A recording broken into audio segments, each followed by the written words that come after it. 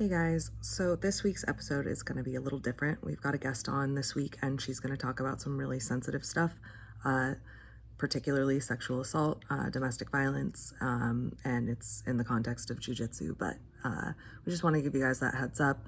Basically, we've been teasing this for a long time. This is a person who is in my close circle.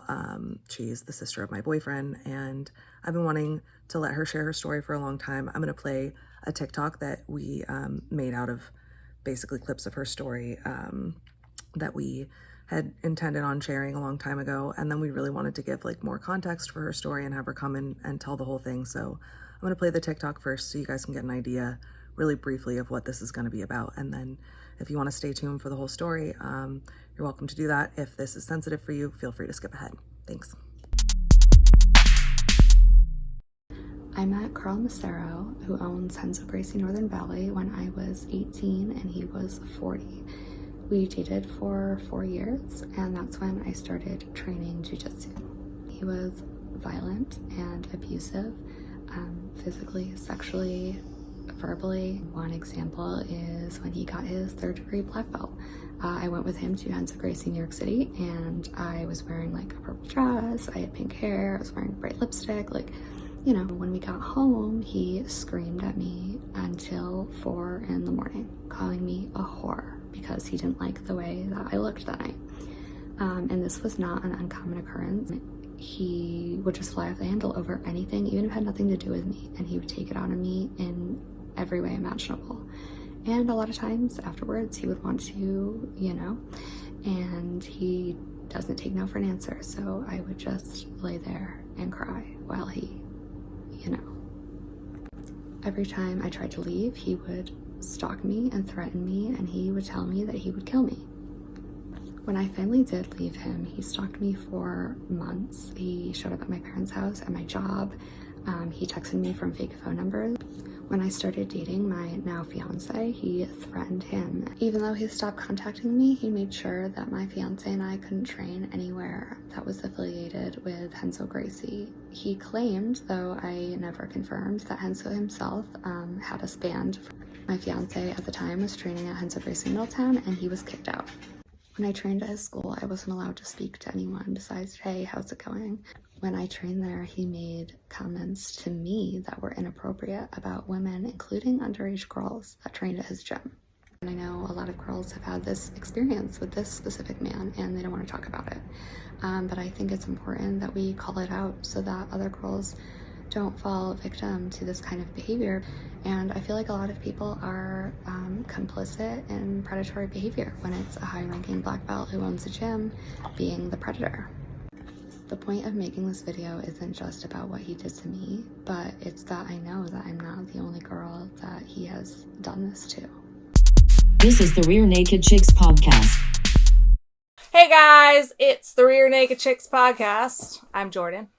I'm Gabby. I'm Chelsea. And this week we have a special guest with us. We have Maggie Holmes in the house. Hey.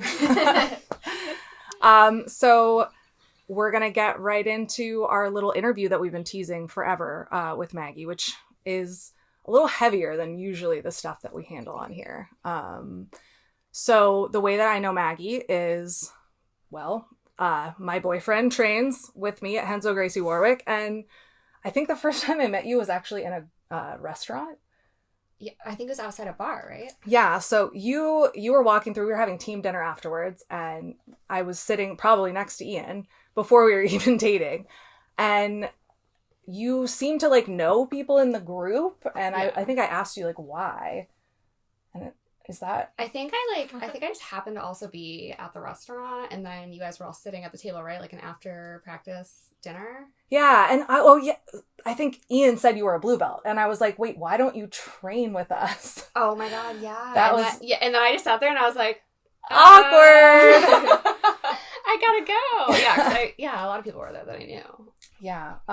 So Maggie used to train at a gym close by, and she had some fucked up experiences on par with some of the other shit that you hear about, the cyborg situation or whatever. And we wanted to invite Maggie on the podcast to talk about her experiences, because obviously our audience is really specific, and first of all, we just hate that so many people don't actually ever get heard in this, like, especially like women. It's crazy the stuff we get in the DMs, like stuff that women go through in jiu-jitsu, and like they're afraid to come forward and say anything, and honestly there might be blowback, and you know, that's kind of the risk I guess you have to take. But we wanted to give Maggie a place to say her story, and you know, I have my own personal sort of like experience with the person that she is going to talk about. So I don't know, like, so There's so many layers, I don't even know where to start. yeah. Well, I knew who you were even before I met you. Wait, what? Because my brother had told me about you. Oh shit, really? Yeah. Okay, so But tell I me- didn't know who you were because he didn't say who you were. He just said a person, which at the time when I met you, I didn't realize who it was Oh, okay. until later on. So I guess, I mean, I can get into, I guess, if it makes more sense, if I just... Yeah, sure. Yeah. Oh, There's no scripted. oh this, man, guys. okay. This is so, it's like, just so it's a many little layers that you have stressful to, and like, awkward peel and crazy. So I started training at Warwick, but I was cross-training sometimes at a different gym. And it was a pretty normal thing. It was another Henzo school, and the coach that taught day classes at our school taught primarily at this other school, and like we didn't have daytime classes on the same days, so I was going down there. And the like head instructor there showed up all the time. I actually had met him at Warwick. His kids trained there. My kids trained there. We would chat sometimes, like in the waiting room when the kids were training. And I saw him all the time. He would come and he would train with me at his gym, and I thought that was pretty normal. And then people started like warning me about him. I would get like basically like these sort of cryptic messages about how he was asking people where I was and showing up places, and how he never really trained with anybody at his gym, or he hadn't shown up and trained there for like 5 years, and it was really weird that he was training with me twice a week. And I was just getting like sort of like creepier and creepier vibes. Like he had followed me into the women's dressing room one time and started asking me questions about the decor in there, and I was like, this is just like odd. Like, imagine if you had already been undressing. Oh my, yeah, I mean, just like, So, like, what year was this? Like, just to, this like, is create a timeline. This is like 3 years ago. Okay. So this is the end of 2018, right? Yeah. Yeah. Okay. So, and I had gotten basically feedback from a couple of different people saying, look, this guy is bad news. Ian's sister used to date him, and it like, you should ask her, because like you need to be careful around this person. Like, you need to stop training down there. Like, don't trust him. You know, you don't know what he's capable of, but like, trust me. I don't want to blow up the spot of people who like who warned you? Like people so like at that gym? people who knew him, people who had used to train with him, Oh, okay. and people who like were currently at our gym. So, you know, just people who were very familiar with him like through the years. And so this is actually how I started talking to my boyfriend. Like before he was my boyfriend, I hit him up and I was like, hey, can I have your sister's information? Because somebody told me that this guy who apparently has this like maybe fixation on me, like had a relationship with her, and I want to know how serious this is and like if I should really be like nervous. And so I guess that's where you come in. Yeah. And I think if I remember correctly, my brother even like asked me, because I think once you talked to him, he was like, you know, I mean, he knew about the things that he had done to me, but he was like, hey, so do you think that like she's in danger?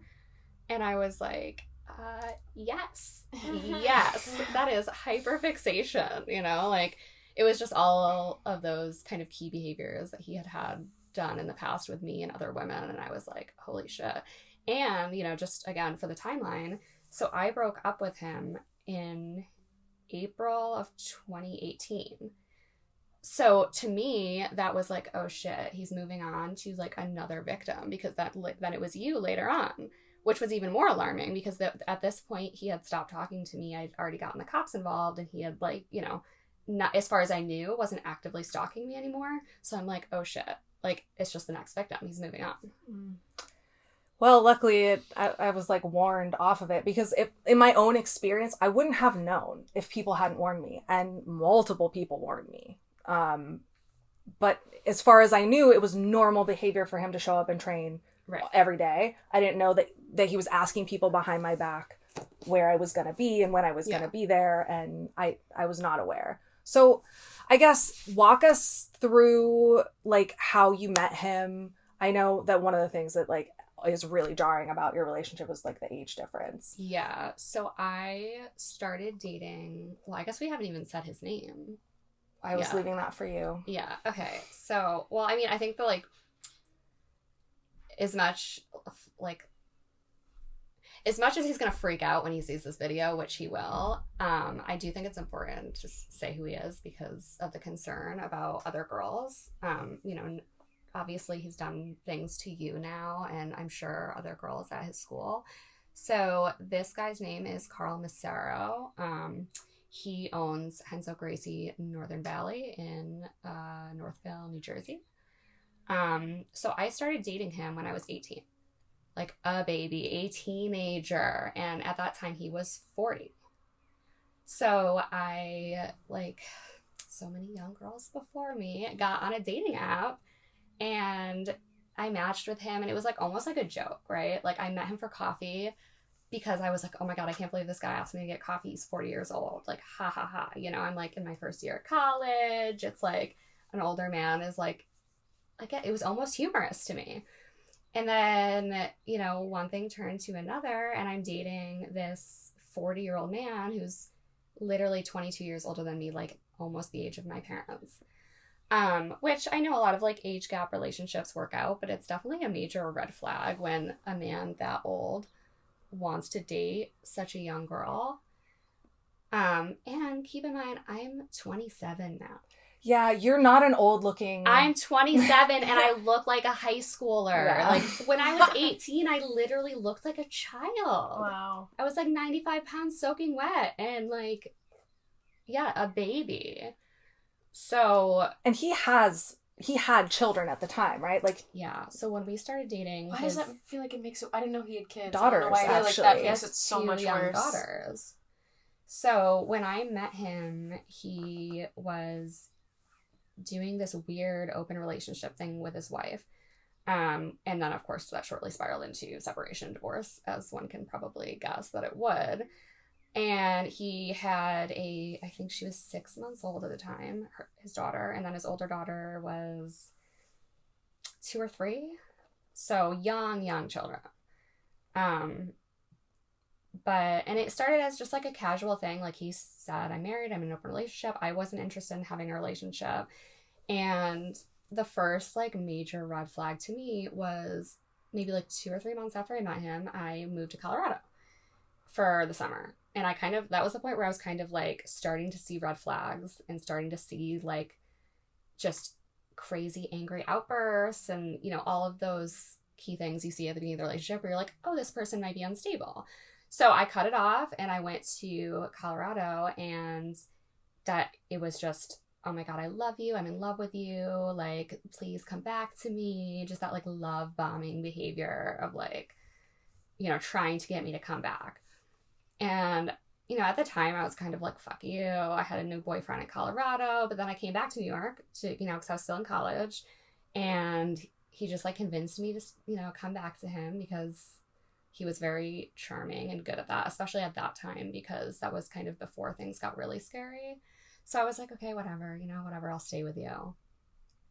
And we were together on and off for about 4 years after that. So it was a pretty long relationship, especially considering my age. I mean, I was almost 23 when I actually broke up with him for good. So 4 years of like me, I think after the first year was when I really started trying to leave. So 3 years of actively trying to leave this man. And every time I did, it just got worse. He at one point followed me in my car to Brooklyn, which is almost a 2-hour drive, and he trailed behind me the whole time, and I didn't know until later on, and he admitted. And I said to him, I said, how did you follow me to Brooklyn? It's just because physically, like, how do you follow a car to Brooklyn? That's crazy. And he was like, oh, I just kept her, I rented a car so you wouldn't recognize it, and I kept a close watch. And I was like, what? Yeah. And I said to him, I said, did you put a GPS on my car? Because he admitted to putting GPS trackers on other women's cars so that he could follow them. Wait, what? Have I never told you this? No. I'm surprised that he's admitting, like, he's really honest. Like, he was brutally honest with me, which just goes to show how much control he had over me, because he'd never, he didn't hold back a lot. Yeah. So he had said that he had put GPS trackers on ex-girlfriend's cars and on his ex-wife car, her car, or at the time was his wife. And he admitted to doing that. So I said, did you put a tracker on my car? Because how did you find me? How did you know where I parked in Brooklyn? How did, and he said, oh no, I didn't, and he got that kind of weird, like, almost like, I'm not going to allow you to use anything against me in the future, because at this point we're texting, so it would have been text evidence. And I was like, dude, I think you put a tracker on my car. And then another time we broke up and I went to go to Rhode Island. He followed me to Rhode Island. How do you have this much extra time in your day? Wait, can we just, like, rewind how then you started jujitsu? Like, did he get you into jujitsu? Oh yeah, I was wondering that too. Like... Yeah, which is oh my god, this is just an even weirder part of the story. So I didn't even know what jiu-jitsu was when I started dating him, and I honestly, like, I didn't care. Like, I was like, oh, cool. But did he want you to check it out? Yeah. Like, he was like... So he was kind of like, come along. And I think what it was that, he's teaching every evening, and for abusive men, it's very much like, well, I want to know where you are at all times. So for him, it was, if you come watch class, I'm watching you. I can keep track of what you're doing. So he would just ask me to come to class. And at first I was like, oh, okay, cool, I'll check it out. And after a while I was like, why do I need to come watch class every night? Mm-hmm. And I wasn't training at that point when I first started going. And I found out later from people who trained at a school, he had told different people different things about who I was. He had said, because he was still, like, publicly married at this point. So he had told people that I was his cousin who was... who needed guidance and was going through trouble, like, basically like framing me as this juvenile delinquent who was going down the wrong path. That was his explanation for why I was there. I bet that's and like... I was like, and also, like, you're 18, so it's hard to explain. Also, Yeah. like, why is he hanging out You're with old, 18? old enough to be. He's old enough to be your dad. Yeah, and I didn't tell anyone how old I was because it never really came up. Right, but you looked I looked really... like I was a literal high schooler. I mean, your most recent ex-jujitsu professor asked your now fiance if you were of age, and you're mid-20s at this point. So yeah, a half a decade before that, right, you're looking like you're 12. Well, that's the funny thing too. So my last instructor, Vlad Kulikov, who was around here, he recently opened a new school in Texas. I started training there when I was 24, 25. And my fiance had trained there prior to me going there. And when he brought me, he was like, oh, this is my fiance. And after that class, when I was in the locker room, he goes up to my fiance and he's like, hey, how old is she? And he's like, she's 25. And he's like, oh, okay, just making sure it was an appropriate relationship because I looked so young. And I was like, that's a man. That's a leader. That is So the other guys, I mean, I didn't know any of these people back in the day, but, like, there's, like, a pretty legit, solid crew of people who work for Carl down there who teach classes. Mm-hmm. They weren't, like, curious about, after you stopped being his cousin and started being his girlfriend, what the fuck was going on there? I mean, I honestly don't know exactly what the transition was for them. I think that, honestly, he just one day was like, yep, she's my girlfriend, and no one asked because he had this kind of, like... I don't know. He carried himself in a way that said, don't ask questions, don't talk to me. Like, in the gym space? Yeah. Like, he was a kind of instructor that was like, if you disrespect me, I'll lose my fucking mind. That was, like, his... So people tiptoed around him, including me.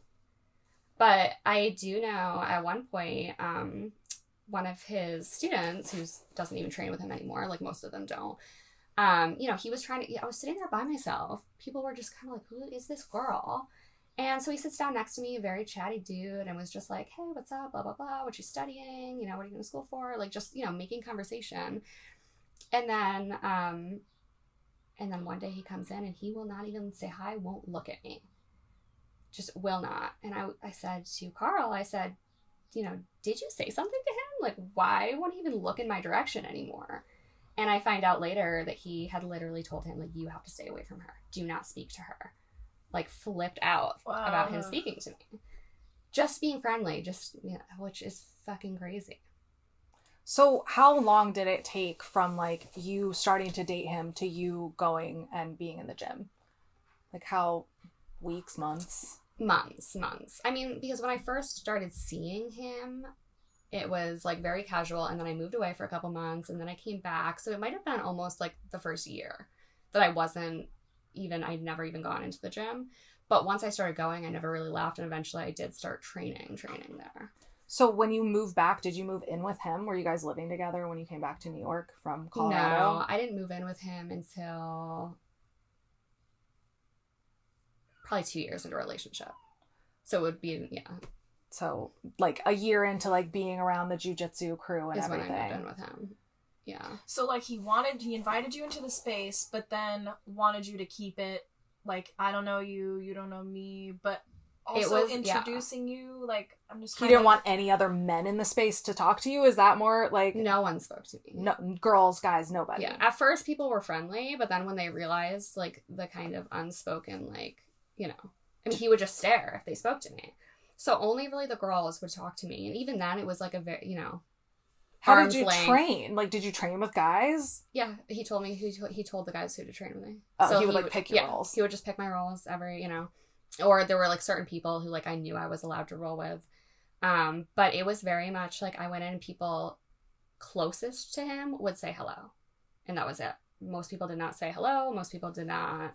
And it was very surface level, like, hey, how are you? I'm good. How are you? And that was the extent of the conversations I had at the gym. A little bit more with girls, you know, because they felt more comfortable talking to me. Because he had that conversation already with every member. I don't think it's did. unspoken. I know for sure I've spoken to, I think I know who you're talking about. I've spoken to 2 different people who trained with her, with Carl while Maggie was dating Carl, who told me that, like, basically he threatened them just for being her type, essentially. For, like, he was so paranoid that she would, like, leave him. Yeah, we were referencing the same Okay. person. I don't want to, like, blow up his spot. It's jujitsu. Like, how... I'm sure he was living on a daily basis. There's a thing, I feel like, about those type of men that is completely irrational. Nothing makes sense. Yeah. It's just their own minds. But now I'm thinking about, like, other people in the space, because I think it's so hard to hide something like that, like, how come... Why aren't they standing up for you? Yeah, like... No one came to you and was like, "What's the deal with that?" Fear of Carl. Right? They were all afraid to talk to me. I think, you know, I'm like, I don't know. And I even talked to another member who trained there at the time and who has now left to go to a different school.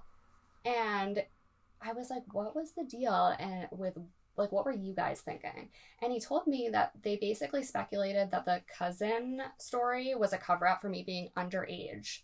And that once I was of age was when he introduced me as his girlfriend. And I was like... They were okay with that? That's so much worse. I know. So much worse. So much. And I was just like, what? You guys thought I was a literal underage girl? But that's the thing, is he had such that, like, iron grip control over everyone at the gym. Yeah. Why is everyone so fucking afraid of these guys? I mean, ultimately it comes down to, like, if they said anything, they'd be kicked out. I mean, I'm not even saying that, like, obviously when you're in a relationship, somebody is, like, deeply manipulating you and fucking you over. But, like, these are just people who, as a hobby, spend time in this place. Right. Like, how do you justify giving somebody your money that you have these speculations about? Right. And I guess maybe it was like one of those things where they just speculated and they didn't know and no one was going to ask. But it's definitely crazy to me that people just, that was like the thing that they thought was happening and they were just like, oh, whatever, none of our business. Not to, like, jump ahead or to, like, say things that I can't fully flesh out, but I have heard other things about other girls with this man, and not, like, at least in your circumstances, and it's not in any way good, but it wasn't that he used his position in jiu-jitsu to prey on you, and so in that context is different. And so I was thinking, like, when this all first started, like, maybe at least his school is safe, but then other people had said things about basically multiple girls having at least uncomfortable situations, but it's specifically, at least another one referenced an assault that happened on the mats. So I don't know if that's true. I don't know. I can't verify it, but like when one person comes forward and then a lot of other people start whispering, I guess my hope is that if other people have stories, they will come forward, because it is harder to like, it's hard for some people to believe it in the first place. And then even people who do believe it, they're so afraid, or who have seen it with their own eyes, they're so afraid to say anything that like, it's not until there's this resounding like chorus of voices saying this is fucked up and we don't like it. And like, we're not going to stand for it until anything happens. I mean, we know he abuses women. And I there's no reason to believe he doesn't abuse women in jiu-jitsu based on, you know, the unverified stories that we've heard from other women. And also his ex-wife, who he was divorcing when we were dating, had an order of protection against him for violence. So she actually got the order of protection. She got the order of protection. And that was one of the reasons that I never got an order of protection against him, because he told me, if you ever take out an order of protection against me, I will kill you. And what is that? It's a piece of paper. Christ. Oh my God. It's a piece of paper. So I'm like, he's going to walk right through this piece of paper bullshit order and kill me. Because he didn't like the stigma. He didn't like having to explain it. He didn't like there's some restrictions, like not being able to own a gun and stuff like that. And he was like, if you ever did that to me, I'd kill you. So I'm sitting here, 22 years old now, the end of our relationship. He's told me numerous times, if I leave, he'll kill me. I'm too afraid to get an order of protection because he says he's going to kill me. And I'm like, what do I do? Who's going to protect me? You know, this is crazy. So had you experienced like violence from him in one of his outbursts up to that point? Oh yeah. I mean, he was explosive and filled with rage.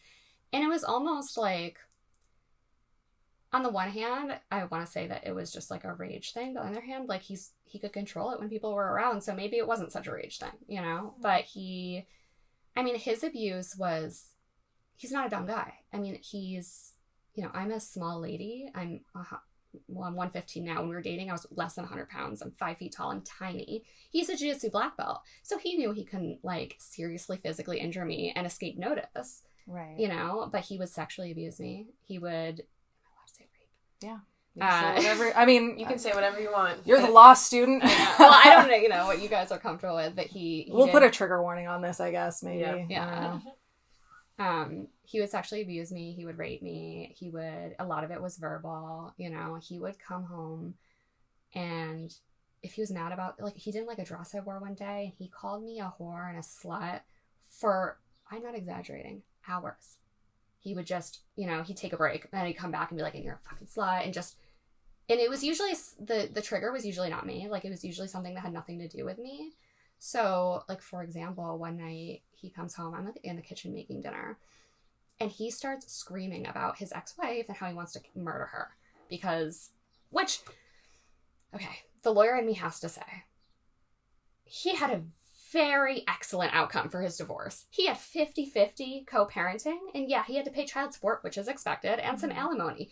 He had an order of protection against him during this divorce and still got joint custody of his children. So to complain about your outcome because you have to pay money and child support is absurd. That's beside the point. So he comes home screaming and yelling, and he's just, you know, he's always started throwing things. And I, you know, in that moment, like, my survival tactic throughout our whole relationship is just to pretend it's not happening. So I'm just in there cooking, like, frozen, just like, please, I hope it doesn't worse. I hope it doesn't worse. Don't turn on me. And then he starts yelling, and I don't like living next to these Puerto Rican N-word, because our next door neighbors were Puerto Rican. And wait, what? Yeah. Which had nothing to do with what he was talking about. Two, they were so nice, like, very sweet neighbors, like, always let me pet their dogs. They had the cutest dog, like, nothing. There was no complaint I could have had about these neighbors. They were a very nice family. But he just, again, had some also racist tendencies. So at that point, I just, like, put the spatula down and I just walk out of the house, because I'm like, that's, like, a line from me, you know? Like, what? Like, if you want to say you're going to kill your ex-wife, I'm just going to ignore it. But to just start saying racist things about our neighbors, and it was just, he was spiraling. So I get out and I get in the car, and he comes out. He's, get back here. I'm like, no, I'm going to my parents. Like, I'm not going to sit there while you say that shit. And I get in my car, and he gets in his car, and he follows me, and he runs me off the road. Yo. Like, I'm driving, and I'm, like, in a 45, and I'm, like, driving. He's right behind me, and I'm like, okay, I'll speed up a little bit. He speeds up. He starts doing that thing where you're, like, driving, and you start going around to try to get me to pull off the road. And he just kept getting closer and closer and closer until I just, like, pulled off the road. I was like, you're gonna hit my car. Jesus. And he gets out of his car, comes up to the window, and he's like, get back to the house or I'll kill you. Like, that was the rage this man had that I dealt with for 4 years. And he's sober? Oh, yeah. He doesn't drink. He doesn't smoke weed. Oh, that's the scariest kind, I swear to God. He is so sober. Like, he does not indulge in anything.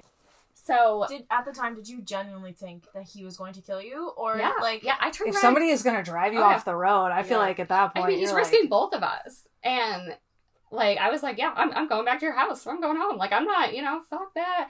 And I think about, like, it's so funny to think back on it because, now I have such distance from him. I think about what I should have done, right? Yeah. And I'm like, I should have booked it 100 down that road and gotten pulled over by a cop and been like, oh, that man's trying to kill me. Like, the things I could have done, coulda, shoulda, woulda, but, like, I should have called the police and said this man is following me, saying he's going to murder me. But I was, like, so controlled by him, like, mentally and emotionally. But yeah, I mean, it was super abusive. Yeah. Oh, I mean, I get it. I have never been to that degree in a relationship that had like abuse and control, but like I've been with somebody who I should have definitely walked away from or at least reported. And yeah, I get like, honestly, you can't even think of how to get out of the relationship, let alone like bring the like law into it. Yeah, yeah. Did you tell anyone? Do you remember, like, who was the first person you, like, vented to? Like, I mean, I would tell people things, but I would water them down so that it seemed like more of just we didn't get along and not what happened. But, like, your brother is a cop. Yeah, yeah. And I never told him, anything that was going on. There were, like, times where my parents suspected it because I would call my mom, like, 3 a.m, crying. And she's like, oh, well, you can come home. And I'd be like, I can't come home. And, so, like, if your daughter's calling you at 3 a.m. saying, I want to come home, but I can't, like, that's, like... So, at one point, my dad sent me an email because he's ancient. And, like, he sends me a long email and saying, like, this is the only time I'll ever say it, but, like, when you're ready to come home, come home. Like, so they knew, but they didn't know the extent of it. Right. They didn't realize how bad it was. They just knew that there was some shit going on. I mean, they must have had a reaction to the age difference. Like, did they, when you were, I mean, I think of my kids, like, teenagers, like, close to, when I think of somebody literally older than me bringing, like, coming home with one of my kids as their, like, romantic partner, like, I would flip out. But, I mean... yeah. Like, did they say anything or would they try to stop you? I mean, I warned them. I didn't tell them how old he was at first. But I did warn them when I brought him over to meet them. I said, he's a lot older than me. But, I mean, you've known me for a little while now. Yeah, there's no telling you what to do. I'm a stubborn bitch. I am a stubborn bitch. So my parents, and I asked my mom the same question later. I was like, well, what were you thinking? And she basically said, like, I know you. You're my daughter. And I didn't want to lose you. Yeah. And putting up a fight would have meant that I lost you. And that was especially true later on in our relationship because he would have been, like, cut off your family. Right. So I think it was just more of, like, we want to keep you around as much as we can or as much as he allows you to until you're ready to leave. Did they, like, I mean, he came on family trips with you. Like, you guys were in a legit relationship. Did they, like, did he put on an act in front of people that, like, was it better for you when other people were around? Oh, yeah. Like, definitely. I mean, when other people were around, he was very sweet. When he had to pretend, he was a gentleman and he was sweet and he, always put on his best efforts to impress my parents and to get them to like him and to, connect with my siblings. Like, so, like, family vacations, like you said, it was like, wow, it's like a break for me. It's like, wow, I just have this week of, like, him not fucking calling me a whore and screaming and throwing things. So it was definitely different when people are around. He knows, when to put on that face. Jesus. For sure. So, like, when you were in the jiu-jitsu environment, did you ever get the impression, or, like, just from knowing him, did you ever get the impression that, like, he might have been inappropriate towards other students? Would he, like, tell you if he was, would he try to make you jealous, or, like, would he have not even brought it up? I guess I'm not sure about like that dynamic. Yeah, I mean, he was pretty open with me. I mean, as far as I know, obviously, you never know with people, but he was pretty open about things. So, and it was not necessarily, it was mostly inappropriate comments about women that he would make to me. So when I first started going there was a girl that trained there, and he told me, oh, I had been sleeping with her before I met you. And to me, that was like a little bit of a red flag. Even then, I didn't know anything about jiu-jitsu or how schools worked, but to me, I was like, wait, but you own this business and she pays you. So like sleeping casually with her seems like not a good business practice at the very least. And she was also young. I mean, she was older than me, but she was, probably in her early 20s. I don't really know. And I was kind of just like, okay. And I never really spoke to her, but I always got very strange vibes, and I always wondered, like, well, what happened? Why, like, I don't know. And they still shared the space, and you were like... I mean, I don't remember her being there for that much longer. She eventually left, and I never knew why, and, I never asked, but it was awkward between us. She was nice, but it was awkward, and I always wondered... why that relationship, whatever that relationship was, ended and what really happened. But more concerning than whatever that was just the comments he'd make about girls there. And obviously I won't say who these girls are because it's horrifying to hear someone talk about you like that. But he would just say things like, oh yeah, I was going to try to fuck her, but then, he got to her and I thought, like, whatever, he can have her. To his me, girlfriend. Yes. To me. And again, like, at this point, years in, I'm already too afraid of him to ever say anything. So I'm just kind of sitting there like, what the fuck? But he would make, like, gross comments. And at one point, I don't even remember the context of the conversation. But, we had a couple teenage girls training there. And... Like underage teenage? Like 13, 14. Okay. Which... I loved because I'm the size of a child, especially at that time. Yeah. So they were really good training partners for me because, even at 13 years old, these girls are bigger and stronger than me, at least at that time. And I don't remember what got brought up, but at one point, I think I was complaining about how guys don't like to train with girls. And, just especially young girls. And I was like, like these young girls, like, the guys should train with them more. Because they are in the adults class because they're like old enough, but they're still on, just in a weird middle place where like a lot of adult men are not training with them. And like, I'm the only adult woman sometimes. So I think I was saying something like, oh, I think the guys should train more. And he's like, oh, it's weird for guys sometimes. And in my mind, I'm like, that's a fucking child. That is a 13-year-old girl. And he's like, yeah, I could see how a guy would think she's attractive about one specific girl who was 13. So he didn't straight out say, I'm attracted to a 13-year-old, but he's sympathizing with adult men who think a 13-year-old girl is attractive. Yeah, it's not like he was like, I could see how that would make them uncomfortable to not want to put a girl in that position. No, or like right. They're so big, they don't want to hurt her. No. He's like, no, they want to fuck her. Right. That was his, I could see why adult men don't want to train. Jesus. And I was like, what the fuck, man? Like... So just comments like that about girls in the gym were definitely alarming enough to make me think that there were incidences that, I don't know about. Did you find that, like, did girls kind of, like, rotate fast? Like, like, was the turnover of the female student population? I don't know. I think, like, there were a couple of girls who stayed a really long time. And I think that those girls were married to other guys at the gym. Right. They had that protection. Yeah, because the girls that weren't, like, there was a girl who trained there for, before I was there and after I was there, and she was married to another guy at the gym. And then there was another girl who, honestly, just, I don't think was his type. So I think she lasted a really long time because I don't think he was into her. And then another, like, wife. But the girls who were not anchored to a man at the gym, like, didn't stay very long. Now, I don't know if that was a coincidence. Maybe they just, a lot of people stop training and just leave. But so he was teaching, and was he teaching but not rolling with people? It's funny how, like, you guys were there all the time, but by the time I showed up, everybody was like, why is Carl here? Yeah, I mean, I don't know what happened after I left. I mean, when I was with him, I trained. So we were there, I was probably there 3 or 4 times a week, and he was there that and probably more. But I don't know if after I left, he stopped teaching. But even when I was there, he didn't roll with people.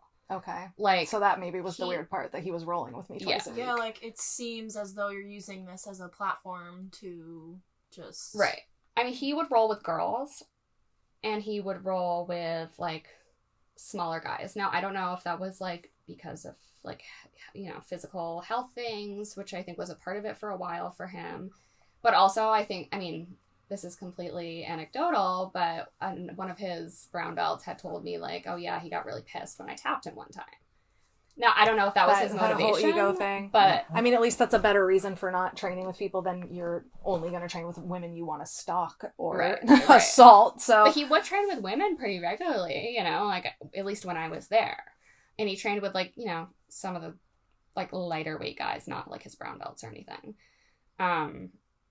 But yeah, I mean, I think, like, he never was like, oh, I love teaching. I love going in to teach. So I think the fact that he showed up to the gym when you were there on nights that he didn't have to teach. I was only there during the day, so he was never teaching. Right. So I think that was, like, probably a red flag to people, because whenever he could, he would have somebody else teach class and not teach, because he didn't like it. That makes sense. Yeah, so, he was showing up at our gym too, like coming on the mats. Like, I coached kids class at the time, and he would, like, come in on the mats when I'm coaching kids class, and I'm like, well, that's weird. Why are you in here? Like, what?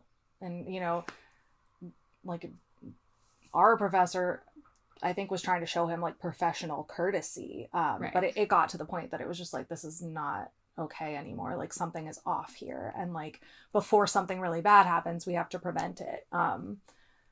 It's just crazy to me. Like, you obviously have a 4-year history of being abused in the worst possible way, honestly. Like, if he hit you, that would really suck. But, like, the person that is supposed to take the best care of you assaulting in the worst way that a woman can be assaulted, I think is probably the most psychologically, like, fucking traumatizing thing. Yeah, definitely. I mean, like, the most, like, physical, like, he would, like, grab me by the throat and put me up against a wall or something. But, like, punching me would have been worse. Like, you're right. Like, like, compared to, like, the psychological damage and, like, the sexual assault, like, punching is way better. I prefer that. But did you guys ever have, like, consensual sex as well? Like, was it a punishment? Like, I don't want to like scar you or whatever, but I guess I just don't know how a guy gets away with such a thing for so long. And like, was there ever anything, like, good left in it for you at the end? Like, I don't know. I just want in my head to believe it was not just this horrible, torturous thing. I mean, at first, yeah. Like, at first there was a lot of good, which is how they trick you, right? Yeah. Like, they seem like this really sweet, interesting, nice person. So for, the first 2 years, I'd say, was, like, probably mostly good, I mean, I still tried to leave him because there were other red flags, and just because I was a young girl who didn't want to be with an old man. But it was really, like, the last 2 years of the relationship where it got, like, really bad. And, like, the more times I tried to leave him, the more insecure he felt, and the more it kind of escalated into something crazy. But there was, I mean, good, and, like, there was consensual sex, especially at first. But, I think, like, with that kind of situation and with those kind of people, the more insecure they feel and the more they think you're going to leave them, like, the harder they come down in those kind of ways. Do you feel like he was more interested in keeping you when you didn't want to be there almost? Like, I don't want to put words in your mouth. I'm just curious, like, what's his deal? Like, what does he want from you? Like, why? I mean, it would, like, when I would leave him, it would be, like, an initial, like, angry, like, well, fuck you, I don't want you anyway, you bitch whore.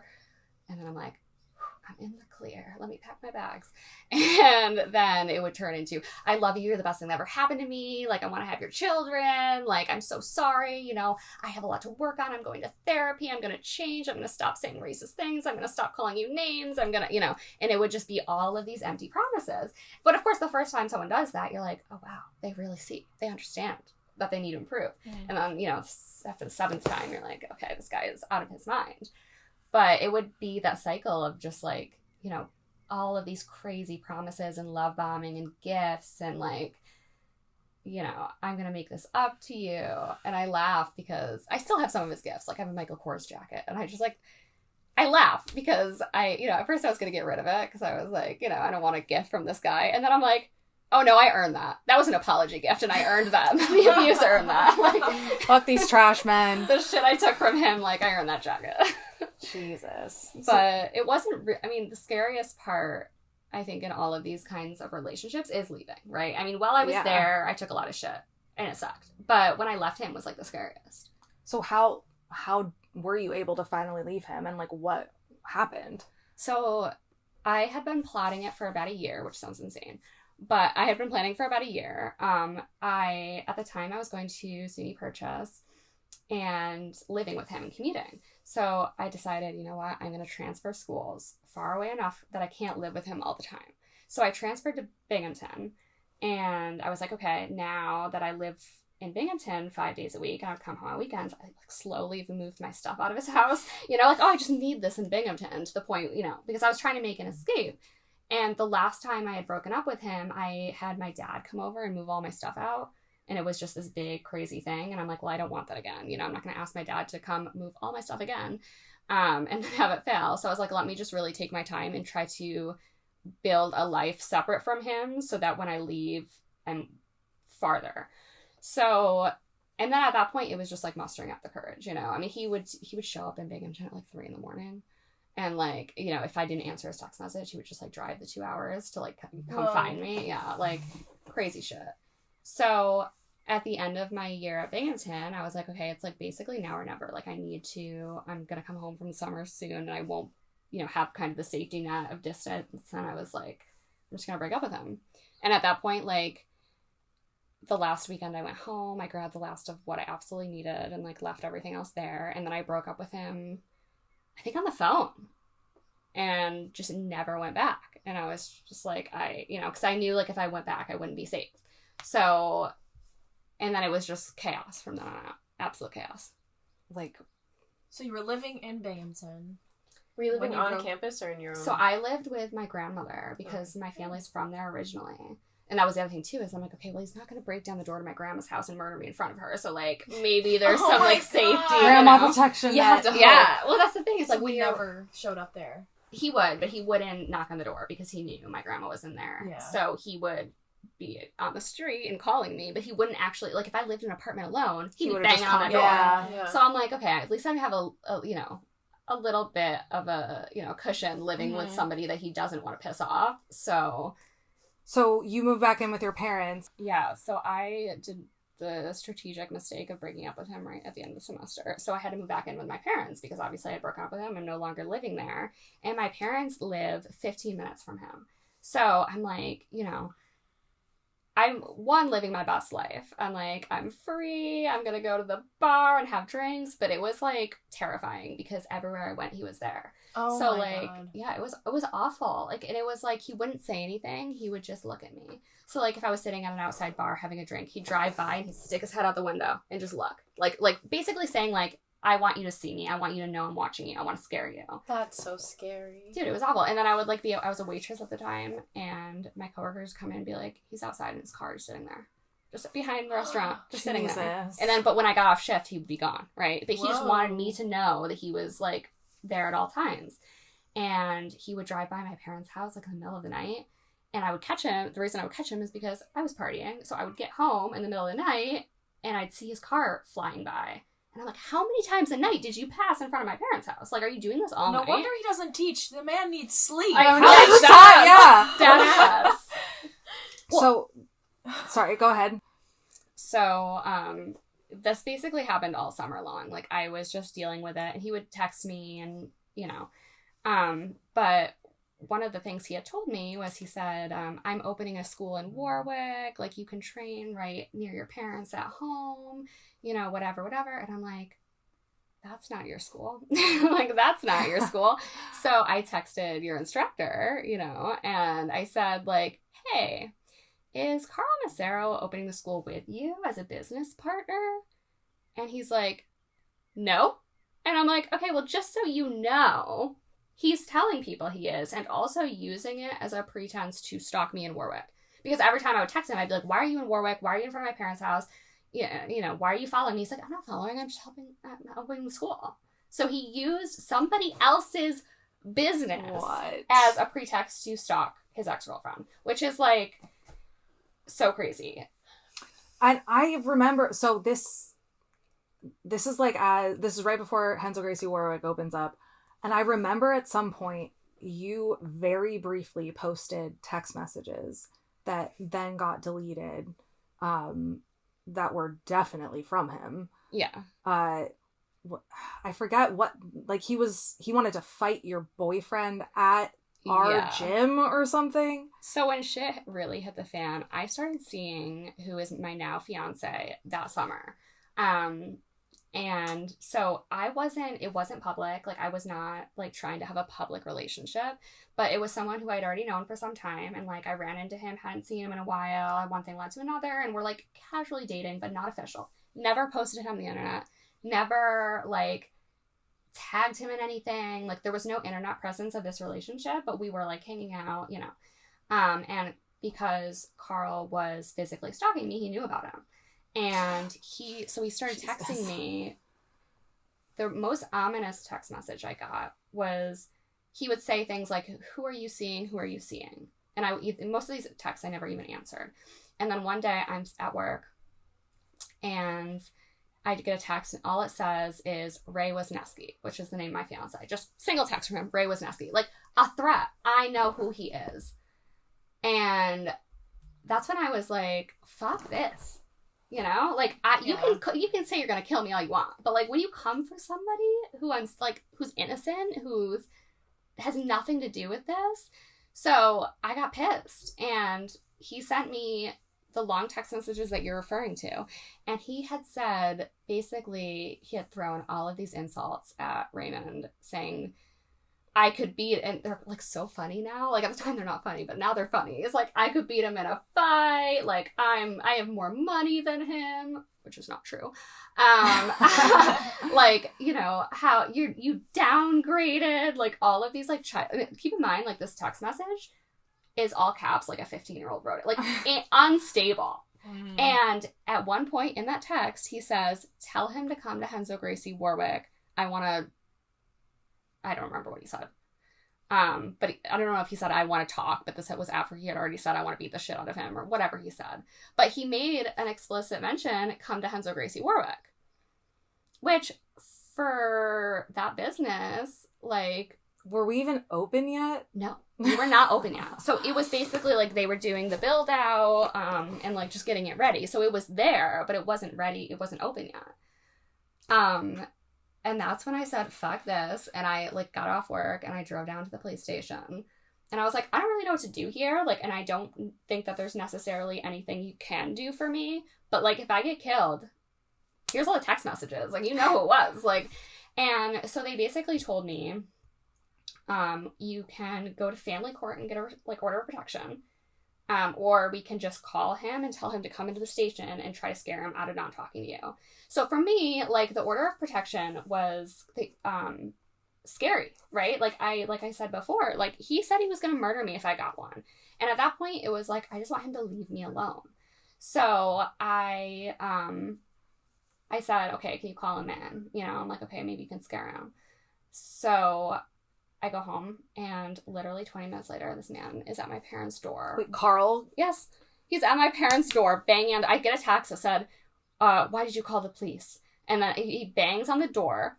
So you had mentioned your boyfriend, my brother, is a cop. At the time, he was renting my parents' basement apartment.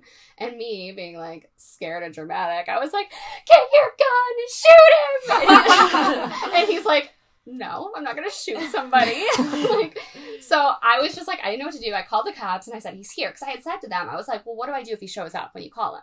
And they're like, they're not great with domestic violence. So they're just kind of like, oh, just call us. And I'm like, bro, I could be dead by then. Like, what do you mean just call you? So I call him and I said, well, he's here now. 20 minutes later, he's here because you guys called him. So they showed up. But before they showed up, my dad answered the door.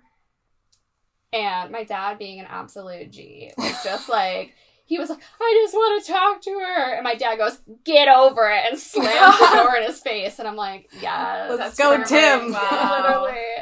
And then so he got in the car and he went to the police station, and the cops, like, you know, so they missed each other. So the cops came and I was just like, I think he's on the way to you now. And, you know, like you told him to.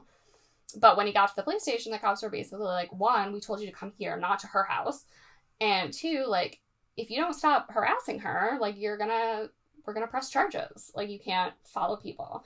So after that, he didn't, like, explicitly stalk me anymore. I'm sure he, like, still did some shit, but he was like, we were like cross-referencing like ghost account, like people with fake accounts would watch our stories and we were like, do we have ones that match up, because we both had like a suspicion. Well, I did so much to try to block him. Like, I blocked his main account, I would block the weird fake accounts, but then at one point I was like, I knew which account was his because it would watch my stories every single day. So I was like, you know what, I'm not gonna block it because now I know when he's watching me. So he watched my Instagram stories every day for maybe like a year and a half, and then stopped.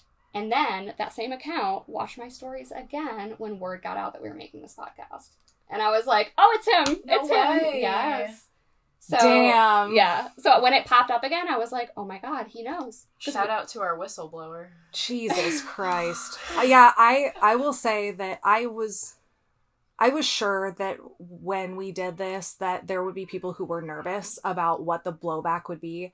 I did not think that those people would be so scared that they would try to prevent it from happening in the first place. I think that shows, I mean, that's something that I don't think we've talked about too much, like, on here, and that's between, like, us and those people. But I think it shows the control that Carl holds over people, the fright he puts in people, that the mention that the three of us were going to talk to you about something that happened years ago caused panic. On our tiny little platform on the tiki-taki. Yeah.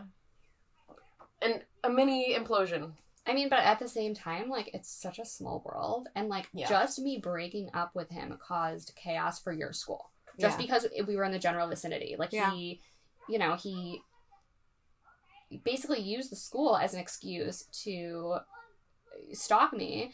And then I had to tell your instructor, like, by the way, like, the police know who he is. He's saying he owns your school. Like, you might want to take care of that. Because you're trying to open a brand new business, and this crazy guy is saying he owns it, and he's also having police called on him.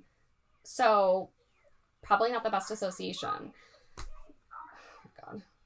Yeah, I just, like, I feel like it's an issue in the whole world, for sure. But in jiu-jitsu, like, we're touching each other. Like, we are physically hurting each other. The trust level that's required is so high in what we do, specifically for women.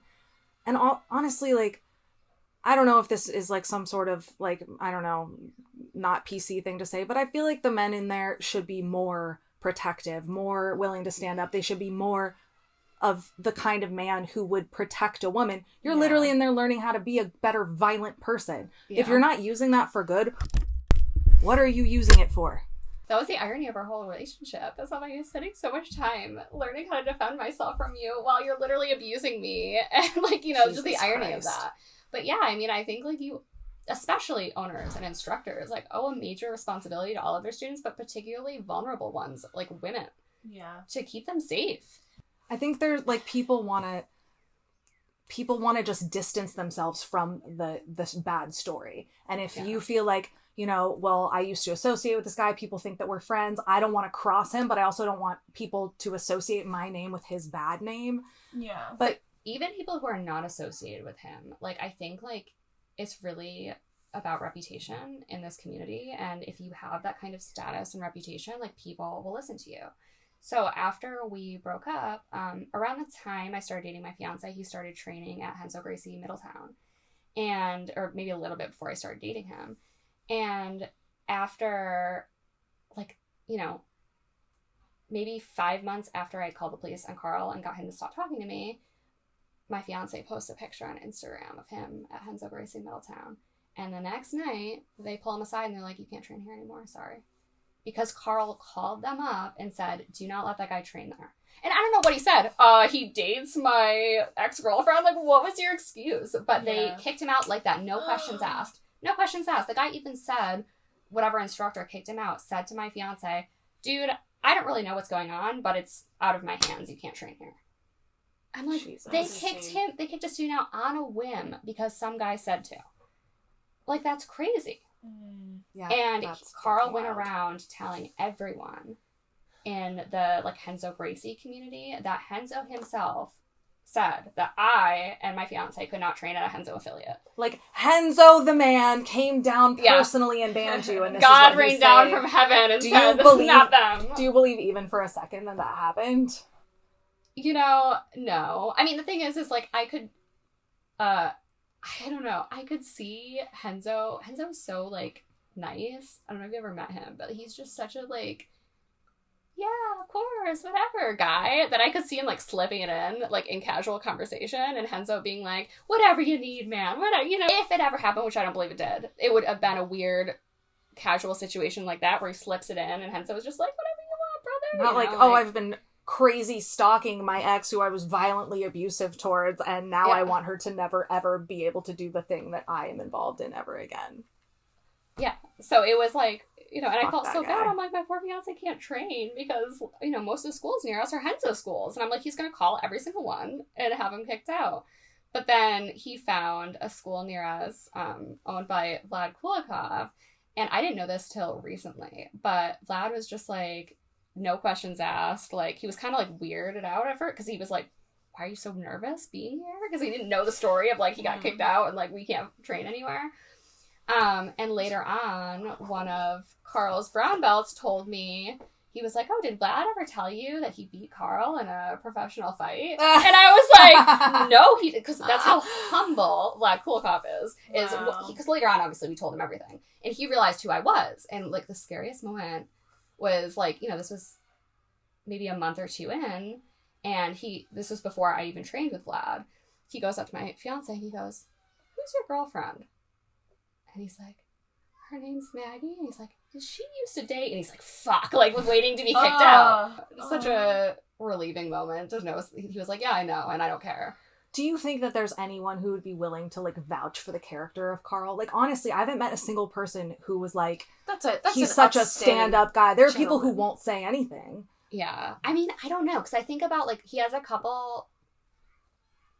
Okay, he has one, maybe two black belts that are still with him, as far as I know, you know, because a lot of the ones that left have, like, talked to me. And be like, oh, no, I left. Like, I'm not training there anymore. But there's definitely at least a couple who still train with him. And I'm like, are they just so, like, socially separated from everything that they don't hear these stories? Like, they come and they train, they leave? I don't know. I think they walk a similar... Honestly, similar like, line. I have to wonder, like, if you know this is happening, and you're just, like, laughing about it, what's wrong with you? Carl's the kind of person who would specifically ask people that he knows won't talk or won't make a fuss, right? But if he feels like a student is, you know, morally sound and of good character, he might not ask them. So, I mean, I wanted to give the benefit of the doubt in a lot of cases because, like, you know, he pulls a lot of the strings, right? If you're the one who... You've got the one academy or everybody likes being there and they just don't want to lose. Like, I can relate to not wanting to lose your gym. It would take a lot for me to have to lose my gym. Like, yeah, for sure. And I'm sure it's a lot more for other people, but like... But some of these guys, I'm like, okay, well, maybe you just heard one story that was a rumor and didn't believe it, right? I mean, when you lay it all out like we are, because we know everything and we've all talked to each other and we know the experiences from every angle, like you're crazy for associating with him. But for some of these people, it's like, they might have just heard one thing. Like, yeah, I mean, we definitely had that experience where, like, when people started hearing that we were going to do this, people were like, are you sure? Like, did she go to the cops? And we're like, no, dude, we're sure. Like, what makes you want to believe this guy beyond every reason? But people really do. Yeah. They want to believe. Even, like...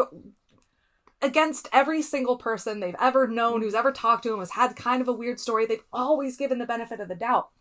And it's like, why? I know. They also want to believe that the police will do a lot more than they actually will. Like, a lot of the stuff is like, did she go to the police? Did she try to get him arrested? Did she do this? Did she, like... Yeah, if she you're can't... you're a law student. Oh, yeah.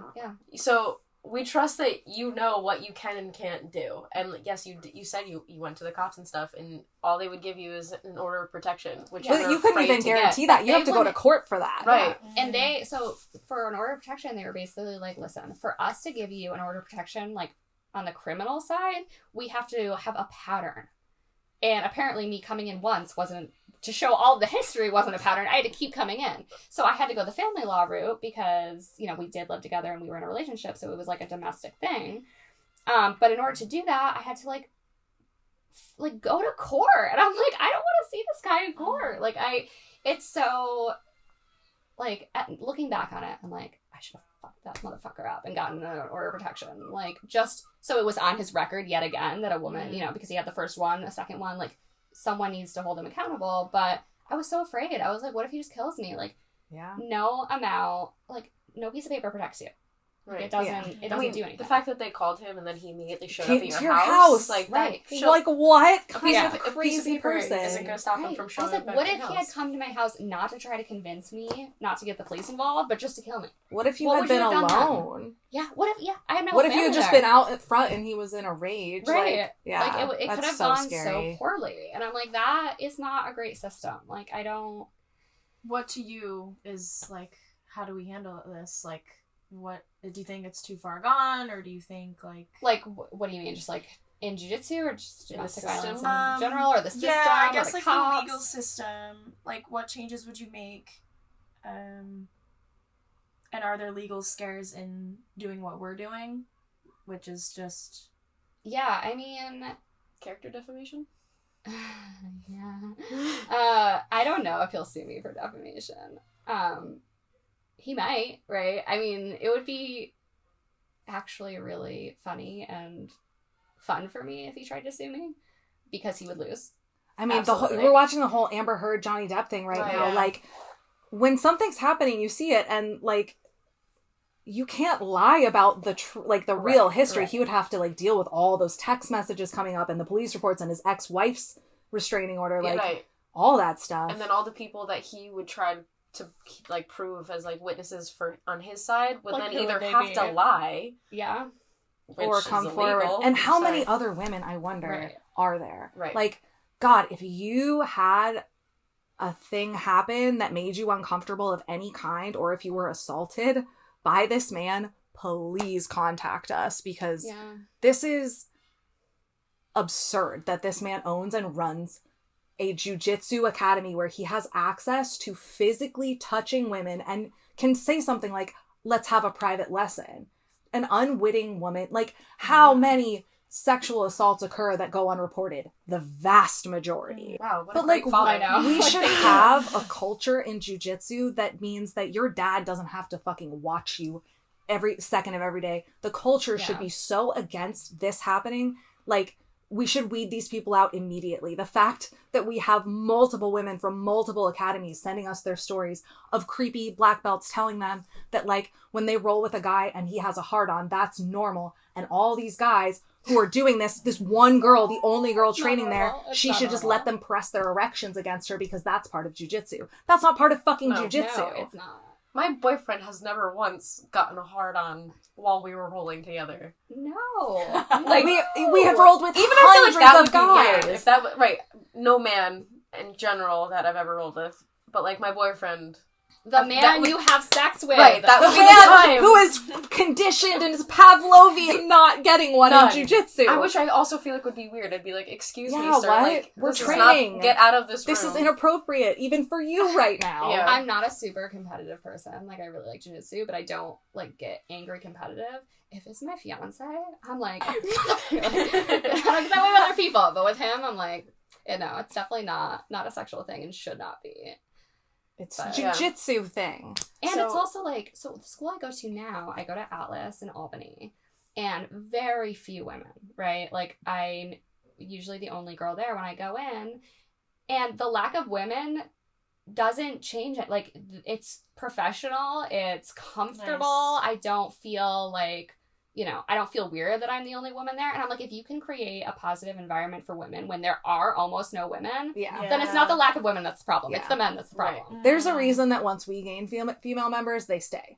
Yeah. Like, the only reason we like having female training partners is because we just like having other girls around. It's not because we need them to keep us safe from the scary black belt who's assaulting us. This is fucking wild. Maybe what advice do you have for like for young women? Like, what should they do if they feel uncomfortable? Like, I know it's hard to speak up. Yeah, I mean, honestly, I think the best thing is just talking to other women who've experienced it and, like, knowing you're not alone. Mm-hmm. And in the jiu-jitsu context, that can be really difficult, you know, when you don't realize that it's happening or when only other men are around. But I think it's important to just go to gyms where you can tell people that. You know, like, I don't... Like, if someone's creepy, you should be able to go to your instructor and say, this guy's creepy, and he should do something about it. Like, Agreed. You should never be training and trusting people with your safety who you can't tell those things to. Yeah. So, honestly, leave those whack-ass gyms. Men, if you think some sketchy shit is going down, like, check on your girlfriends. You know, be like, is that dude, are you okay? Are you comfortable? Did that dude do something weird? Like, check on them. And if you're training under a guy who's a creep, and he's not creeping on you because you're not a girl, still fucking leave that place and stop giving him your money. You're supporting creepiness. Like, you're part of the problem for their behavior, you know, and hold them to higher standards, because as a jiu-jitsu black belt and as an instructor and as a coach and as an owner of a school, like, you should be held to a higher standard of behavior. Word. Thank you so much for coming, Maggie. Yeah, this is like super Thank you. intense, but so important, I think, for other women to hear and other men and everyone in jiu-jitsu in general to hear. And our goal is to just protect other women. Yeah. Really. Hell yeah. Yeah. And if you're a black belt abusing your position, fuck you. All right. All right, guys. See you next time. Bye. Bye.